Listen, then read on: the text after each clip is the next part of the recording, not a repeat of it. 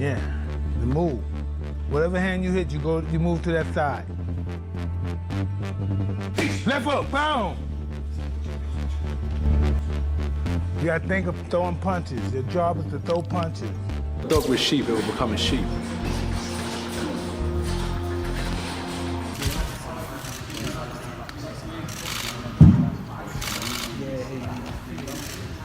Anthony Joshua is quietly sharpening himself alongside Mike Tyson as he gets ready for his upcoming fight against Jake Paul. Joshua has been diving into old-school methods linked to Tyson's mentors to elevate his skills, and his steady focus stays on strategy, speed, and power. The camp leans into tactical planning and conditioning, working to ensure Joshua is fully tuned and set for the upcoming battle. Doing in the gym, coming forward, punching to the body with his heart. Anthony Joshua explained how Mike Tyson pushed him, especially through his power and discipline. Now AJ has added certain neck and shoulder workouts into his regimen using Tyson's guidance. He notes these movements boost strength, stability, and punching force, proving that learning from icons can truly mold his personal training approach. The neck exercise that I got from Mike Tyson, a lot of wrestlers do this. Quite dangerous actually. Physios don't like this type of stuff, but it's good for neck conditioning. It's called neck bridges. And it's flexibility and strength at the same time. So it's a really good exercise if you want to. Mike Tyson offered guidance to Anthony Joshua, calling him a remarkable fighter. He stressed that constant activity is vital for growth, saying staying sharp in the ring strengthens skills, boosts confidence, and preserves peak performance. What would you give to somebody like AJ?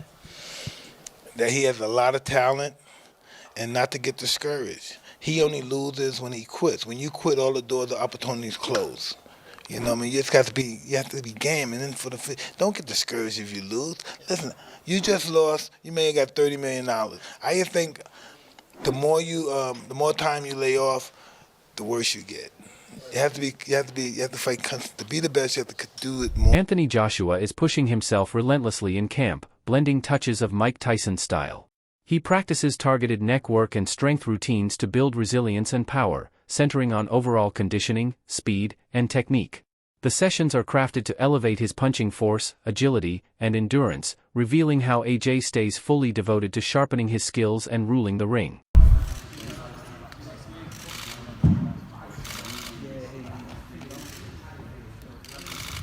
Bro, my physio's looking at me like, what the fuck? I can see you looking at me like, fuck, please don't fuck you. Hey, if it goes, at least you're here anyway.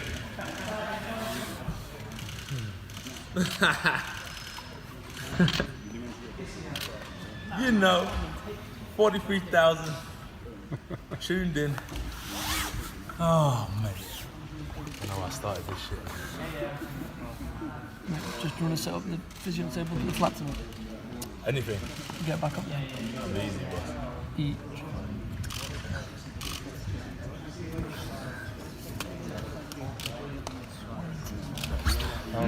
Showtime sent me a lovely picture of me, the donkey. Eddie Hearn has stated his belief that he thinks Anthony Joshua would defeat Jake Paul if their fight were ever arranged. Hearn explains that although Jake Paul is not regarded as a top-level boxer or a major figure inside traditional boxing circles, people should not believe that Joshua's victory would be effortless. Hearn reminds everyone that Joshua has a history of overcoming opponents, including Francis Ngannou, who is an elite fighter with ability in his own right. The comparison is important because it shows that Joshua's wins come from his skill, preparation, and discipline rather than simply stepping in with weak or untested opponents. Hearn highlights that Joshua trains relentlessly and carries a combination of power, technique, and strategy that helps him dominate fighters at every level. Jake Paul, Anthony Joshua, 50-50 fight. What do you make of that? Yeah, I just said in another interview, great if it is. I mean, if it is, then you've got no problem seeing it. But when AJ, I mean, decapitate's a strong word, but you know, when he renders Jake Paul unconscious like he did to Francis Ngannou, don't then say, oh well, it was Jake Paul. Do you know what I mean? I mean, when AJ beat Francis Ngannou, Ngannou just had a fight that could have gone either way with Tyson Fury. Then AJ poleaxed him and everyone just said he's just an MMA fighter. Do you know what I mean? Jake Paul's not Francis Ngannou. But, as I said before, if you want to see Jake Paul exit the boxing world... Nigel Benn shares deep worries about the impact of entertainment-focused fights on professional boxing. He believes that when celebrities or social media figures step into the ring, it creates a dynamic where traditional boxers who devote their lives to training and competing at a high level do not receive fair financial recognition. Ben explains that the pay for real competitive fighters is often modest compared to the huge sums offered in crossover events that pull public interest and viral attention. These types of spectacle matchups attract massive audiences and sponsorship deals that turn into very large paydays for participants who may not hold the same depth of experience or skill. Ben argues that this trend may be damaging for the sport because it disrespects the work of professional boxers who have spent many years carefully perfecting their craft. Bit of rumours around today, Anthony Joshua and Jake. No. I'm not even really entertaining that. It's just not. Being a two-time heavyweight champion of the world, it's I don't know, YouTubers. I'm not really into all them influencers coming in there, and there's like some boxers that really work their butt off, don't get paid like what these guys are getting. And Anthony Joshua being a former world champion should be fighting like someone in the top 5, top 10. So I really got much time to talk about that. Not Do you think it's interested really. bad for boxing? Well, not bad for boxing. If people want to pay to watch it, then who am I? I'm just giving you my opinion. Who's not worked his way through the ranks to earn that shot at the former world champion? No, not at all. Australian boxing. Who are you a fan of? Obviously got good fighters out there.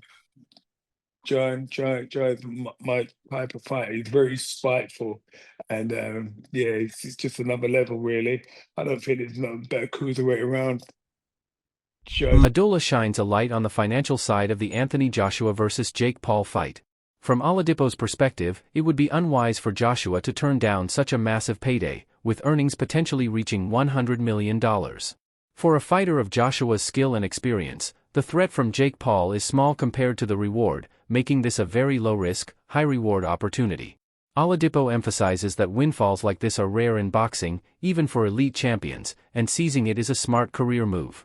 He notes that Joshua sits in a position where he can merge huge financial gain with a manageable level of risk, given Paul's relative inexperience as a professional boxer. Right, if someone knocks on your door and says, "Do you want to fight Jake Paul for 100 million?" you'd be stupid to say no.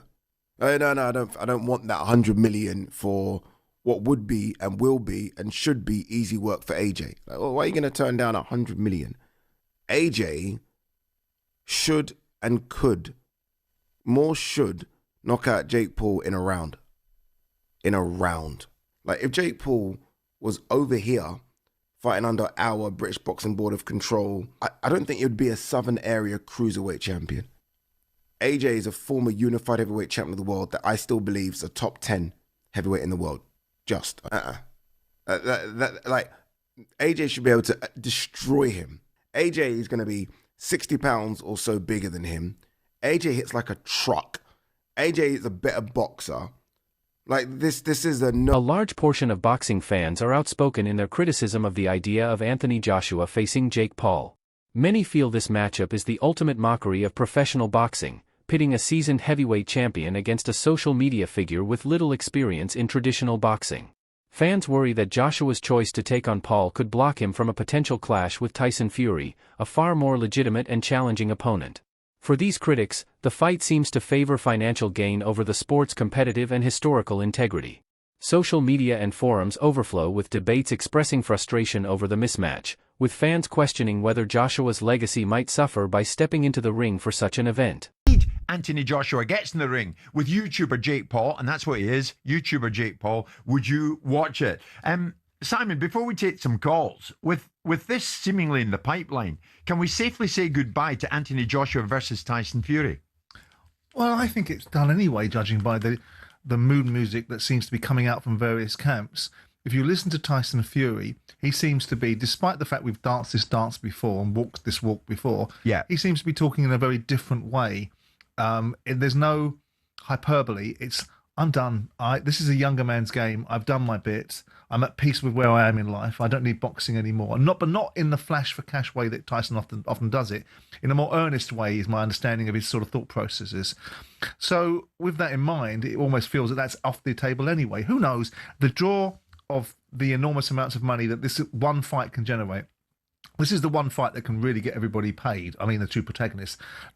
Whatever Usyk takes, tragically for him, he wouldn't even get anywhere near as much money as potentially being offered for the Fury-Joshua fight. What would earn AJ more of a pay packet? Fighting Fury or fighting Jake Paul? Well, I would think tragically fighting Jake Paul. God, what is that? Because the revenues, because it's a Gen Z TikTok generation that wants to watch sport in a certain way. Yeah, and that's nothing critical of them. It's just the way that it is.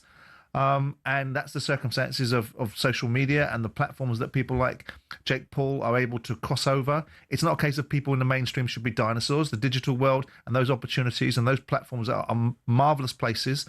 And you know, you heard me talking about Mark Goldbridge the other day and the commercial deal that he did with the Bundesliga. And we can be sniffy about their level of content, or we can accept that there is a place for everybody. It's interesting that still the digital world, and that's... Analysts note that Jake Paul's decision to face Anthony Joshua represents a major step up in competition compared to his earlier opponents.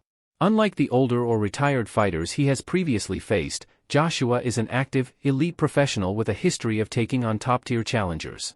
This change forces Paul to rethink his training, strategy, and mindset, as he can no longer depend on facing someone past their prime or lacking serious bout experience. Analysts point out that while Paul remains the underdog, this matchup challenges his skills far more genuinely, giving him a chance to show real growth and improvement. Maybe even bigger than the Mike Tyson fight. It's hard to say really. Tyson was a big name, but it's going to do numbers regardless, because Joshua is a big name, and then people are going to be tuning in to see Jake Paul get knocked out. Right now, Eddie Hearn talks about Jake Paul taking this Joshua fight. I mean, my estimations of Jake Paul would go through the roof if he signed to fight Anthony Joshua, because I just can't believe in my mind that he would do something like that. I mean, Gervonta was a smart one because of his size. Like, you know, I think actually he would have had a lot of success against Jake Paul, but the size is a problem. But this would just be, you know, like if Jake Paul was to take the fight with AJ, you'd really have to maybe carry his balls in a wheelbarrow on the ring walk, you know, because AJ wouldn't mess around in there, you know. So it would be huge, but nothing, you know, to tell you it's close. Just a few conversations so far. Damn right, if Jake Paul takes this fight, he's got some major balls on him. And I know people hate influencer boxing, but come on, he's not fighting an old, retired, past the prime MMA fighter. No, he's fighting a legit boxer who's massive, 6'5", 6'6", jacked, 240, 250 pounds, shredded, power puncher. Do we need to remind ourselves of what Joshua did to Francis Ngannou? Francis Ngannou was coming off a pretty good performance over Tyson Fury. He didn't get the win in that fight, but you could argue that he did actually win that fight. And Ngannou, throughout his entire MMA career, in 4-ounce gloves, very rarely got hit. He could take a punch. He's got a big, fat African head. Big, thick neck, traps, back. He just can't really be hit. And look what Joshua... Shane McGuigan has voiced doubt about whether the Anthony Joshua versus Jake Paul fight will actually take place. He calls the idea almost farcical, questioning the practical and logistical hurdles that would allow it to happen. McGuigan explains that despite public interest and media buzz, numerous factors could stop the fight from becoming reality, including contract disputes, promotional complications, and the physical and reputational risks involved. He also points out that from a sporting perspective, the matchup might not make sense for Joshua if the goal is preserving competitive credibility. McGuigan's observations echo the concerns of many in boxing who fear prioritizing entertainment and money over genuine athletic challenges. Wrap this up. Anthony Joshua, Jake Paul reports. What do you make of it? And if we were to see AJ step in with Jake Paul?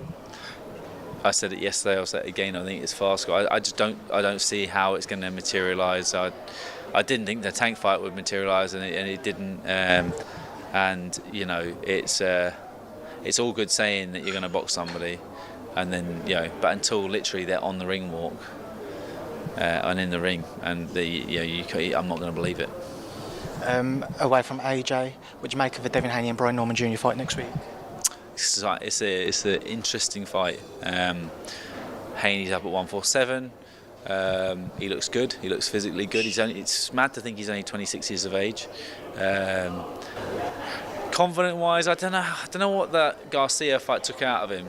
Because yes, he tested positive afterwards, but I believe that his Achilles heel is punch resistance, and I think it'll be interesting. I don't know enough about Norman, but I think definitely test him, and maybe Devin Haney will hold a better shot now. He's up at 147.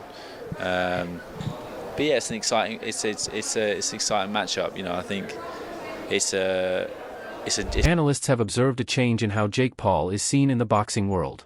Once regarded mainly as a celebrity or social media figure, he is now starting to earn recognition as a legitimate boxer, partly because of the tougher competition he is taking on.